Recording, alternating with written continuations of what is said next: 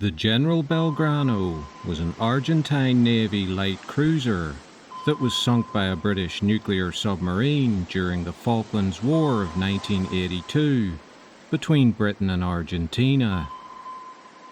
The sinking, which accounted for just over half of the Argentine casualties during the conflict, became a lightning rod for controversy. It was established that the ship had been sunk outside the British naval exclusion zone around the Falkland Islands, and critics claimed that it was therefore an illegal act. She remains the only ship to have been sunk during military operations by a nuclear-powered submarine, and the second sunk in action by any type of submarine since World War II. The Belgrano began as the USS Phoenix, built in Camden, New Jersey, and launched in 1938. Surviving the attack on Pearl Harbor, she won 9 battle stars for service in World War II. Decommissioned in 1946, the ship was bought by Argentina in 1951. Originally named 17 de October, a date of significance for Argentine President Juan Perón's party, the ship took part in the military coup that overthrew Perón in 1955. It was then renamed after General Belgrano, a renowned fighter for Argentine independence in the early 1800s. On the 2nd of April 1982, a struggling and unpopular Argentine military junta invaded the Falkland Islands, a British dependency long claimed by Argentina, approximately 300 miles from the Argentine mainland. The invasion was received rapturously in Buenos Aires, and the junta assumed that Britain would not bother fighting over islands that were 8,000 miles away. Instead, Britain declared a maritime exclusion zone of 200 nautical miles around the Falkland Islands, within which any Argentine warship or naval auxiliary entering might be attacked by British nuclear-powered submarines.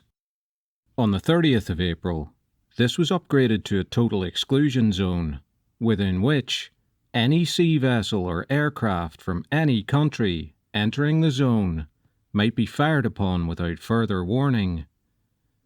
This was justified by the British under Article 51 of the UN Charter, the right to self-defence. Its legal status was unprecedented and debatable, but it was respected by states not involved in the conflict. As it became clear that British Prime Minister Margaret Thatcher was sending a task force to retake the islands, General Galtieri, leader of the Argentine junta, moved to reinforce their grip. Naval forces, including the Belgrano, took up positions around the islands. By the 29th of April, the ships were patrolling the Birdwood Bank, south of the Falklands.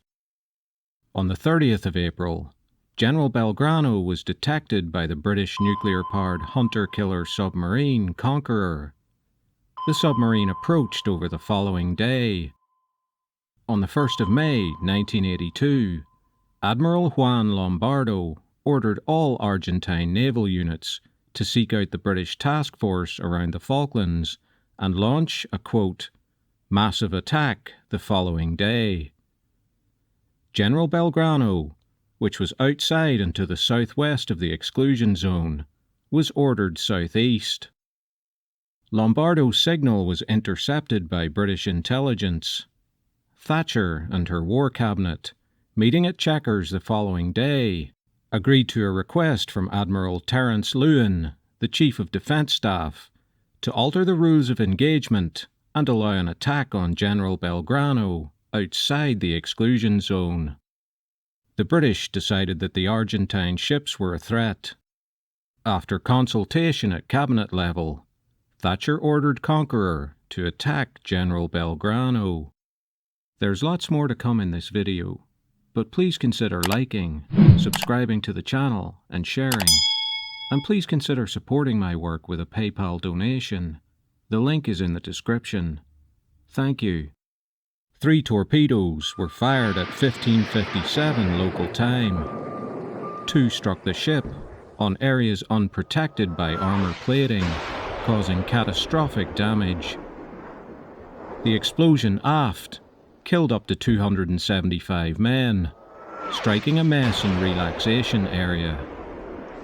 The ship filled with smoke and lost electrical power, so no distress signal could be sent.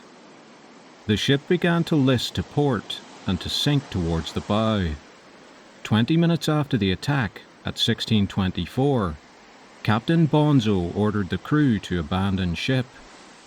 Inflatable life rafts were deployed, and the evacuation began without panic. 2 escort ships with the Belgrano were unaware of the attack due to poor weather conditions and visibility, though the crew of Bouchard felt an impact from the 3rd torpedo that missed the Belgrano. By the time they realized something was wrong, it was dark, and the life rafts were scattered.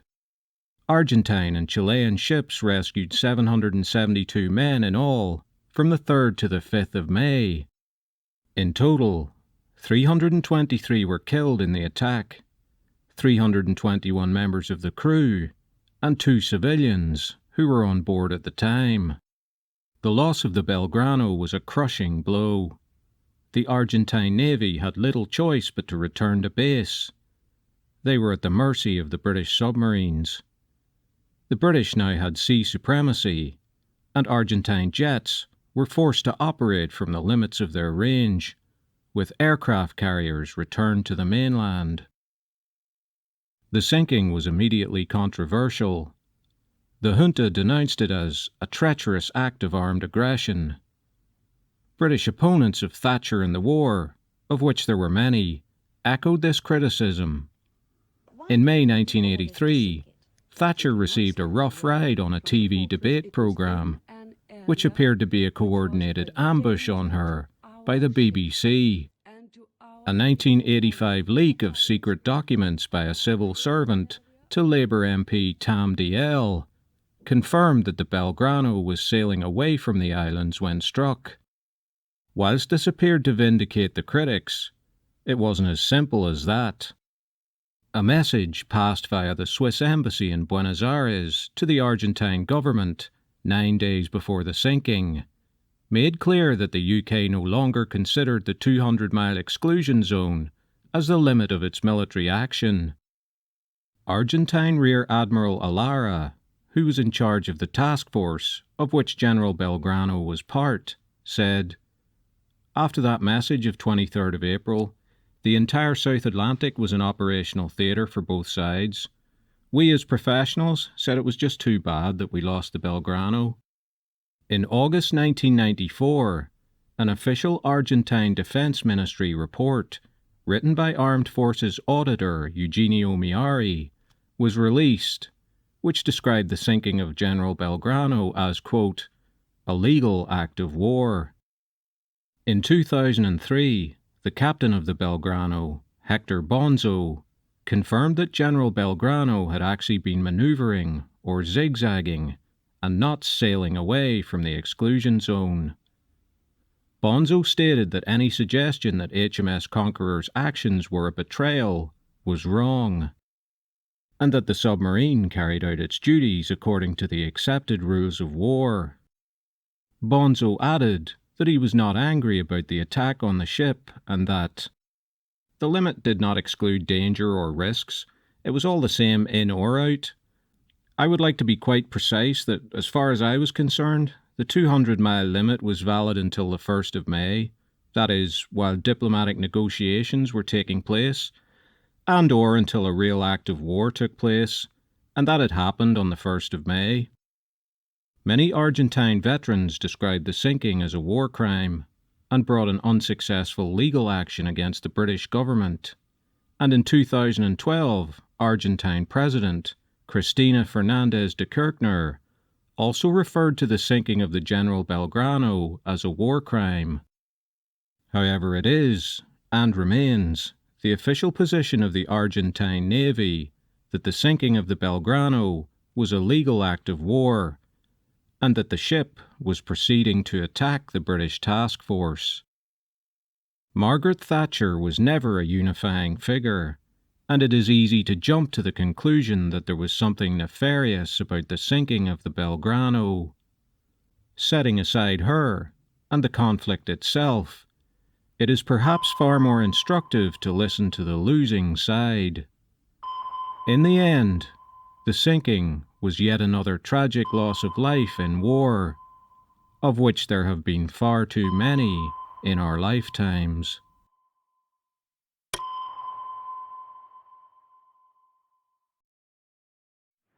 The Bluff Cove air attacks took place on the 8th of June 1982 during the Falklands War.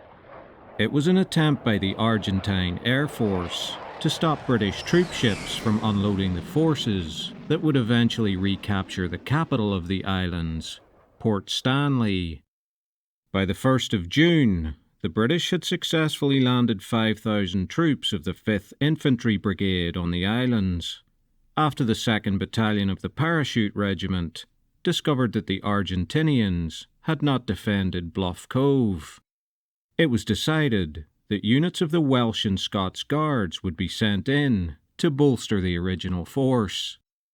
However, Atlantic Conveyor, a requisitioned merchant ship used to carry troops, had been sunk on the 25th of May by an Argentine Exocet missile attack. Troop transport now fell to ships of the Royal Fleet Auxiliary, which were crewed by civilian sailors. Though Bluff Cove had been conceded to the British without a fight, 602 Commando Company, an Argentine Special Forces unit, had dug in on nearby Mount Harriet to observe the British build-up. On observing the ships arriving and unloading on the 8th of June, they called in an airstrike. 2 waves of A-4 Skyhawk fighter bombers from the Argentine Air Force's 5th Air Brigade departed from Rio Gallegos Air Base, each loaded with 3 500-pound retarding tail bombs. 3 Skyhawks were forced to return to base due to refueling issues, leaving 5 from the original group to continue. 6 Argentine Dagger fighters simultaneously took off from the airbase at Rio Grande to provide support. One of the Daggers was similarly forced back to base by refueling issues. Before the attack group left, 4 Mirage 3 fighters took off from Rio Grande. It was a decoy mission to draw away the British Sea Harriers from the attack zone, allowing the Skyhawks and Daggers to carry out their attacks without threat of being attacked themselves. In addition, the Argentine destroyer Santissima Trinidad broadcast interference signals to jam the frequency used by the Royal Navy's air controllers who directed Sea Harrier operations. It was an excellent plan. However, the British still had a chance to avert disaster. Their nuclear submarines were an ace in the hole throughout the entire conflict. HMS Valiant was monitoring Rio Grande and tracked the 6 Dagger fighters from takeoff. But their warning message never reached the British forces at Bluff Cove. There's lots more to come in this video, but please consider liking, subscribing to the channel and sharing. And please consider supporting my work with a PayPal donation. The link is in the description. Thank you. At 2 p.m. local time, the first strike took place. 2 Royal Fleet Auxiliary ships, Sir Galahad and Sir Tristram, were struck and badly damaged. 3 bombs struck Sir Galahad and 2 Sir Tristram. 48 men died aboard Sir Galahad, 32 Welsh Guards, 11 other military personnel, and 5 crewmen. The attack on Sir Tristram killed 2 crewmen. At 4:50 p.m, the second wave of Skyhawks attacked Bluff Cove, but this time, Sea Harriers were waiting for them.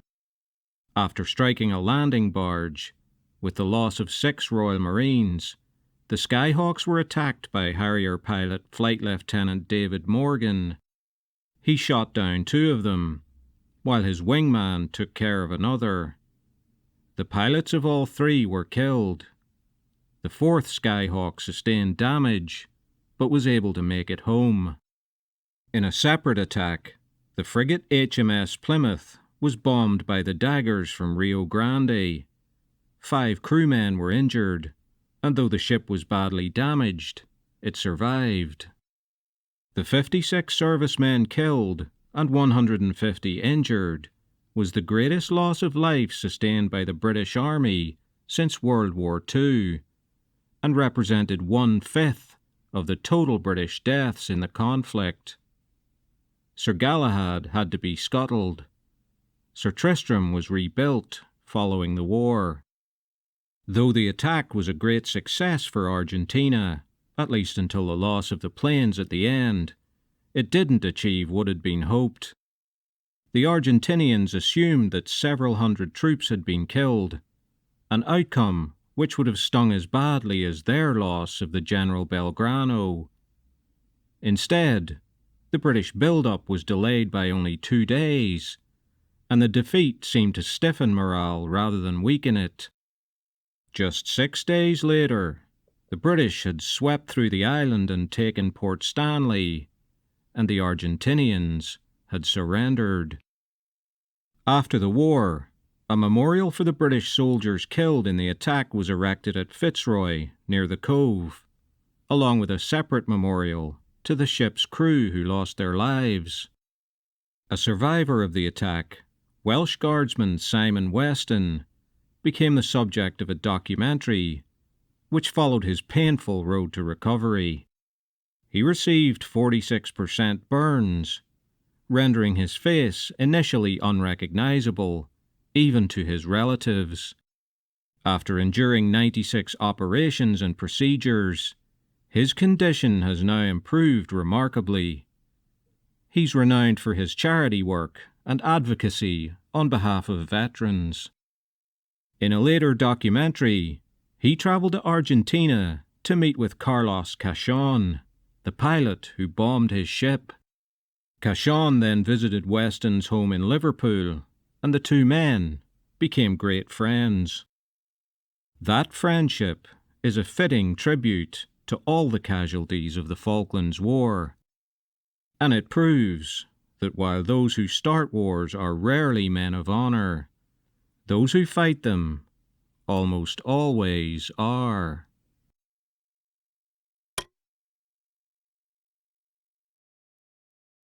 The Battle of Goose Green took place on the 28th and 29th of May, 1982, during the Falklands War between Britain and Argentina. Goose Green was a settlement on East Falkland, the more populated of the two islands. It had an airstrip and was close to San Carlos Water, where the British task force had landed in its attempt to retake the Falklands. It ultimately played a large role in the outcome of the conflict, yet the decision to attack Goose Green was controversial. Argentine forces were concentrated heavily around the capital, Port Stanley. British military planners noted that the Goose Green force was dug in defensively and posed little offensive threat to the British advance towards the capital. Their strategy was to surround and neutralise the enemy position, and instead directly assault Port Stanley. However, the military were coming under heavy pressure from the British government to deliver a headline-grabbing victory that would firmly establish momentum. British ships had sustained damage and loss from Argentine air attacks, and while the military calculation still favoured the British, the political calculation was foremost in the government's mind. An attack on Goose Green posed problems. The terrain was rolling, treeless and grassy. In addition to having no cover, the ground would be boggy during the South Atlantic winter. The Argentine forces, known as Task Force Mercedes, were entrenched in well-chosen areas and had set up fields of fire. They also had air defence batteries and howitzers. Close air support was in nearby Stanley. In total, the defenders had 1,083 men, under the command of Lieutenant Colonel Italo Piaggi. Some of the men were commando trained, but the majority were basically trained conscripts. Morale remained high, however, helped by a recent airdrop of supplies. On the 25th of May, Brigadier Julian Thompson, the ground forces commander, was ordered to mount an attack on Argentine positions around Goose Green and the nearby settlement of Darwin. Thompson ordered the 2nd Battalion of the Parachute Regiment to initially attack south of the settlement before the main attack came from the north. The battalion, commanded by Lieutenant Colonel Herbert H. Jones, had been told by HQ that they were up against 3 infantry companies, but an SAS survey suggested there was only 1. Jones chose to believe the SAS report and consequently was much more aggressive in his mindset, believing he could win the battle in the first attack. Straight away there were problems. The BBC had broadcast a report stating that the Paras were to attack Goose Green, and the Argentines, not surprisingly, were listening in. Despite that, in the initial contact, before daybreak on the 28th of May, the Argentines were forced to regroup, and A and B companies of the Parachute Regiment gained ground. At about 7:30 a.m., the Argentinians counterattacked from Darwin Hill, between the attackers and Goose Green, halting the British advance with a mix of small arms and artillery fire. Now it became clear that Jones' strategy was not the right one. The British were outmanned and outgunned on Darwin Hill, and were forced to fall back to a gorse line below it. Jones, accompanied by others, decided to charge the positions, but was killed by enemy fire. Command passed to Major Chris Keeble. Now in mid-morning full daylight, he chose to reorganise the attack, pumping around 1,000 rounds of mortar fire into Darwin Hill. There's lots more to come in this video, but please consider liking, subscribing to the channel and sharing, and please consider supporting my work with a PayPal donation. The link is in the description. Thank you. An Argentine Air Force support strike that foggy morning was a complete fiasco. Part of their fire was on their own positions, and they were engaged by their own anti-aircraft units, who assumed they were being attacked by British planes. In the end, the Argentines held Darwin Hill for over 6 hours, finally cleared out by around 1:30 p.m. Following this, C and D companies of the Paras moved on the airfield and schoolhouse building in Goose Green. C Company was immediately bombarded by 35mm anti-aircraft guns and took heavy casualties, but with sustained mortar and missile fire, the Argentines were again forced to abandon positions and retreat. This time, large numbers of the Argentine 12 platoon were overrun and forced to surrender. D Company got into a firefight at the airfield, which was also the scene of the infamous white flag incident. According to the British, someone waved a white flag on the Argentine side, and when Lieutenant Barry and Corporal Sullivan advanced to accept the surrender, they were fired upon and killed. The remaining British soldiers launched a bayonet charge and took the airfield.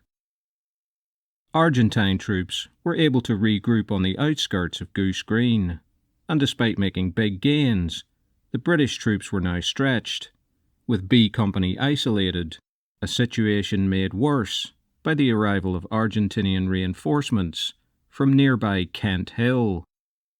Whilst the Argentinians were surrounded, their attackers were running low on supplies and ammunition. Reinforcements were on the way, but Keeble didn't want to leave the door open for an Argentinian counterattack. Instead, he proposed to ask the Argentinians to surrender or be bombarded by artillery and airstrikes, then attacked when reinforcements had arrived. Late in the evening, a message was sent to Piaggi, and after midnight, the Argentinian commander received a prisoner of war delegation to negotiate a surrender. After consultation with superiors, Piaggi reluctantly agreed. Had he not done so, he and his troops faced being pummeled by artillery fire, with no reasonable chance of victory. He was heavily criticised after the war and forced to resign from the army. Writing a book to answer his critics, he detailed why further resistance was futile. In 1992, after a long fight through the courts, he finally had his rank and pension restored. Keble was awarded a DSO for his command of the battle, one of many to receive awards on both sides. Jones was posthumously awarded a Victoria Cross, though there was criticism from some that his actions in command at Goose Green had been reckless.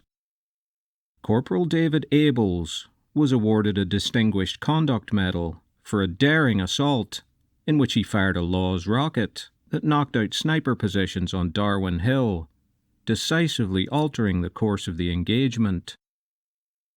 The battle for Goose Green was more symbolic than strategically important. The surrender of Argentine forces was a body blow to their military and a corresponding boost to the British.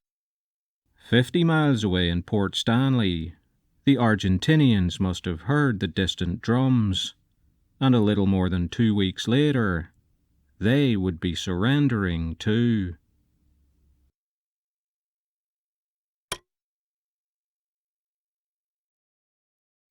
On the night of the 14th to 15th of May 1982, during the Falklands War, British Special Forces launched a raid on Pebble Island, a small outcrop to the north of West Falkland.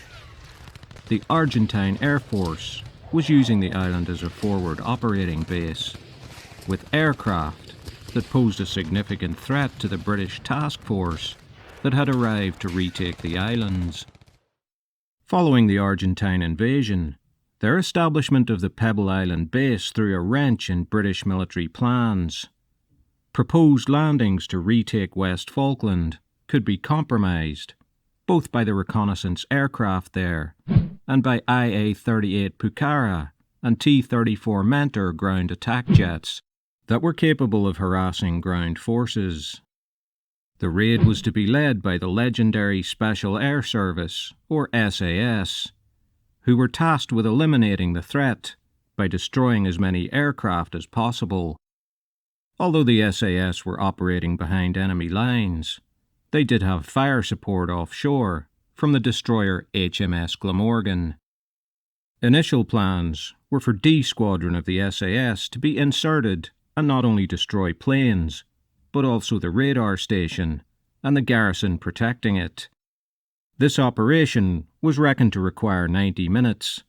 However, when members of the Special Boat Service conducted reconnaissance, they found strong headwinds in the area that would limit any potential insertion to around 30 minutes due to increased flying time. With this in mind, the priority became the destruction of aircraft, with any collateral damage a bonus.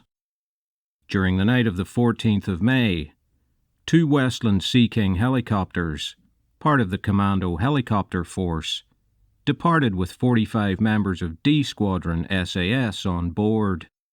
The raiding party was inserted 3.7 miles, or 6 kilometres, from the airstrip. Unloaded with them were over 100 mortars, explosive charges, and Laws rockets. The men carried M16s, and some had grenade launchers. There's lots more to come in this video, but please consider liking, subscribing to the channel, and sharing. And please consider supporting my work with a PayPal donation. The link is in the description. Thank you. On approaching the base, the raiders encountered a sentry, but were not seen.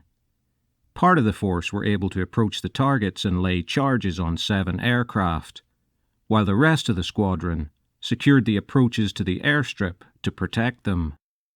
The team then opened fire on the aircraft, shooting away the undercarriage of several.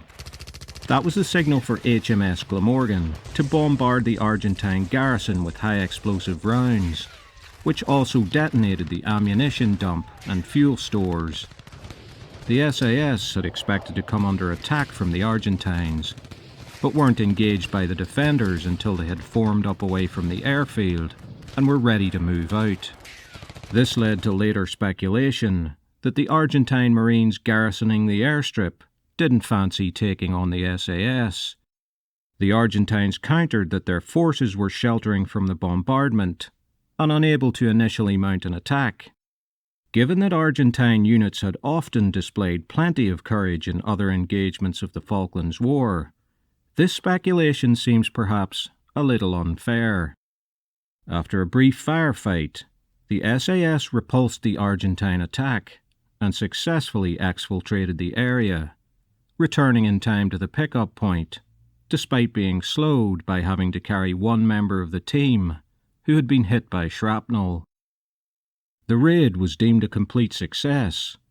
In addition to the arms dump and fuel store destruction, 6 IA-58s, 1 training aircraft, and 1 transport were destroyed. Though the base was now a lame duck, Argentine units were forced to remain there before finally being picked up later in the war. The final troops left the island by helicopter on the 1st of June. The raid on Pebble Island was typical of the huge difference that special forces can make in any conflict. Though the engagements are often small, and often secret until many years later, their strategic value is immense. By destroying Pebble Island's ability to monitor British movements in the area, the SAS undoubtedly saved the lives of many of their comrades and shortened the battle for West Falkland.